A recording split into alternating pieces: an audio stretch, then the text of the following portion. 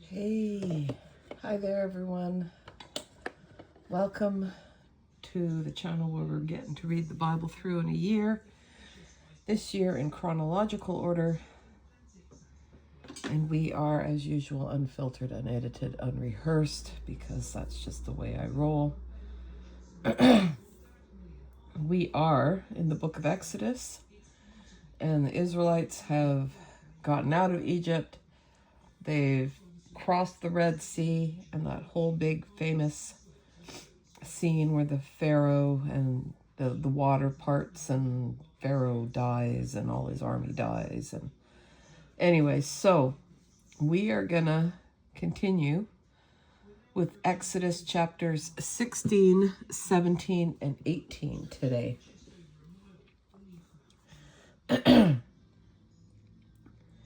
The entire Israelite community departed from Elim and came to the wilderness of Sin, which is between Elim and Sinai, on the 15th day of the second month after they had left the land of Egypt. The entire Israelite community grumbled against Moses and Aaron in the wilderness.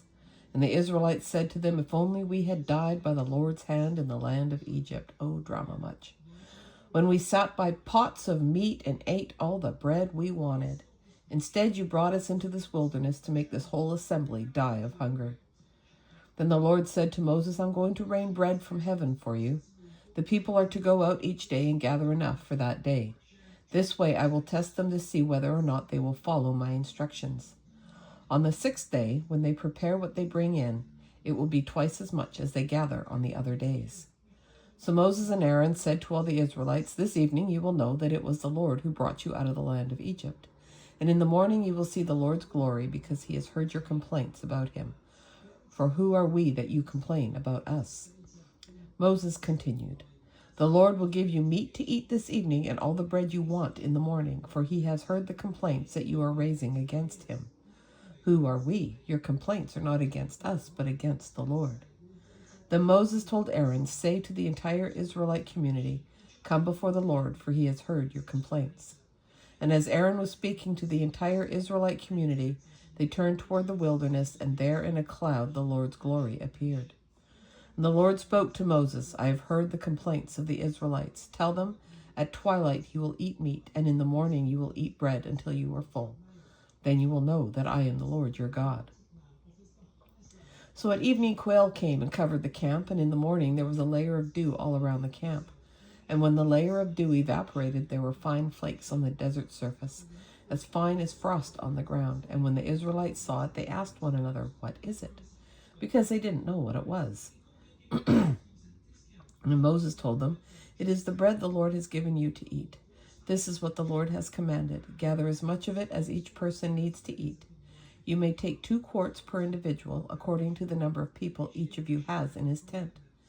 So the Israelites did this. Some gathered a lot and some a little. When they measured it by quarts, the person who gathered a lot had no surplus, and the person who had gathered a little had no shortage. And each gathered as much as he needed to eat.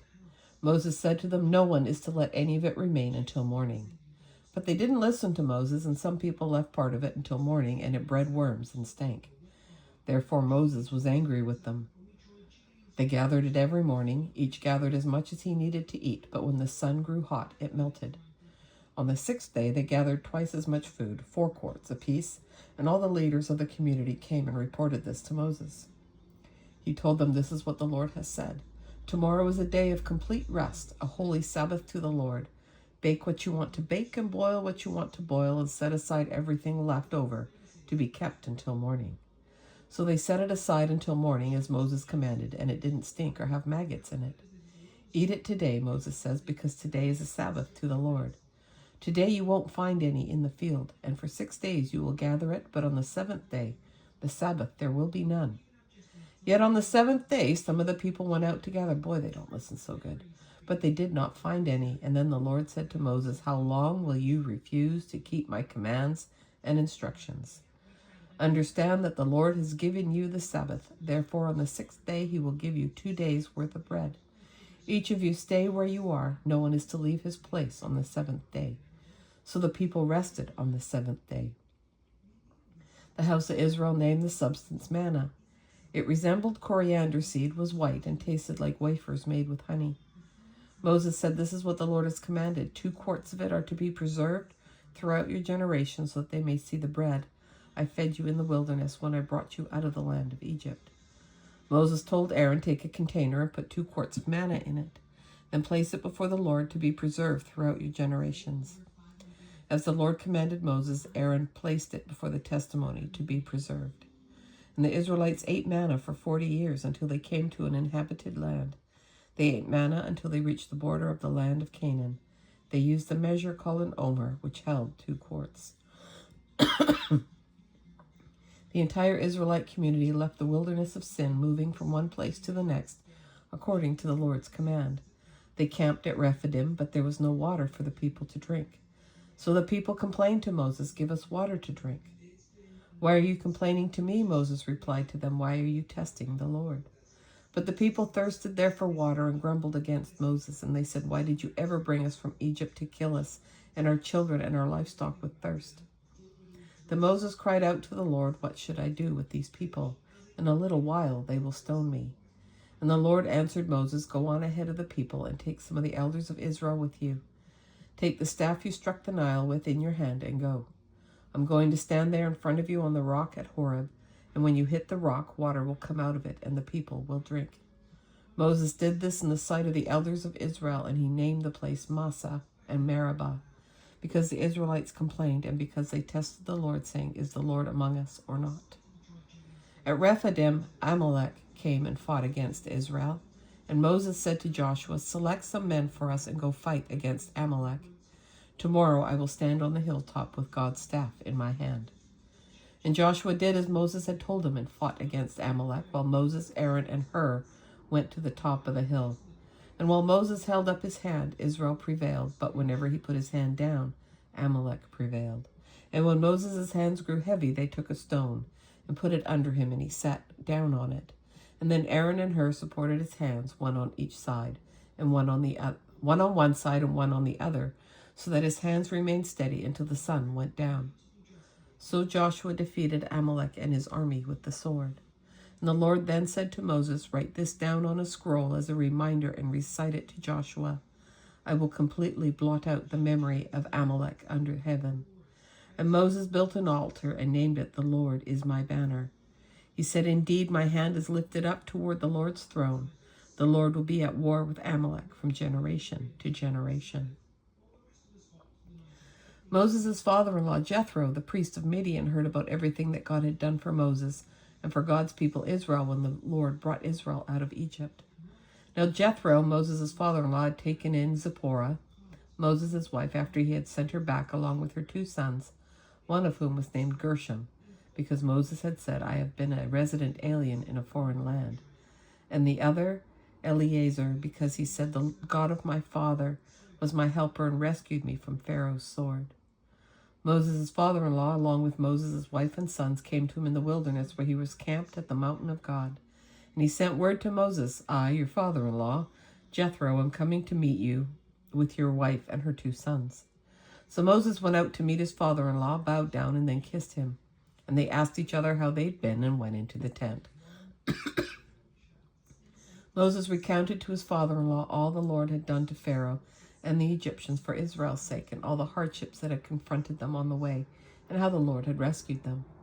Jethro rejoiced over all the good things the Lord had done for Israel, and when he rescued them from the power of the Egyptians. "Blessed be the Lord," Jethro exclaimed, "who rescued you from the power of Egypt and from the power of Pharaoh. He has rescued the people from under the power of Egypt. Now I know that the Lord is greater than all gods, because he did wonders when the Egyptians acted arrogantly against Israel." Then Jethro, Moses' father-in-law, brought a burnt offering and sacrifices to God. And Aaron came with all the elders of Israel to eat a meal with Moses' father-in-law in God's presence. The next day Moses sat down to judge the people, and they stood around Moses from morning until evening. When Moses' father-in-law saw everything he was doing for them, he asked, "What is this you are doing for the people? Why are you alone, sitting as judge, while all the people stand around you from morning until evening?" Moses replied to his father-in-law, "Because the people come to me to inquire of God. Whenever they have a dispute, it comes to me, and I make a decision between one man and another, and I teach them God's statutes and laws." "What you're doing is not good," Moses' father-in-law said to him. "You will certainly wear out both yourself and these people who are with you, because the task is too heavy for you. You can't do it alone. Now listen to me. I will give you some advice, and God be with you. You be the one to represent the people before God and bring their cases to him.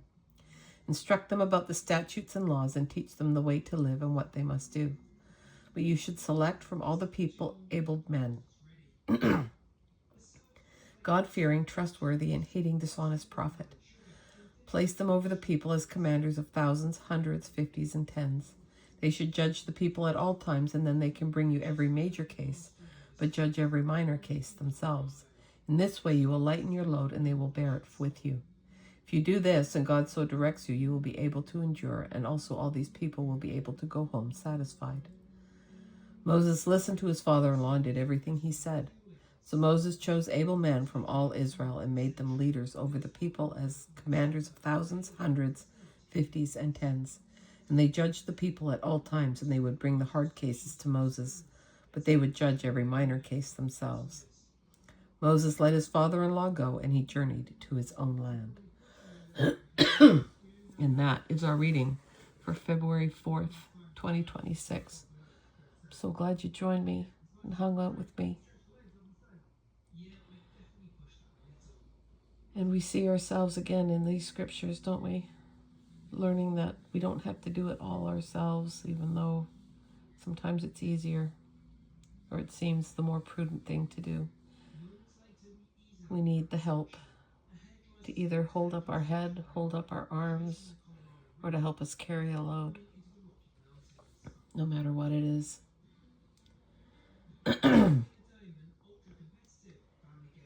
So that's it for today. Hope we'll see you again tomorrow. Take care, and bye for now.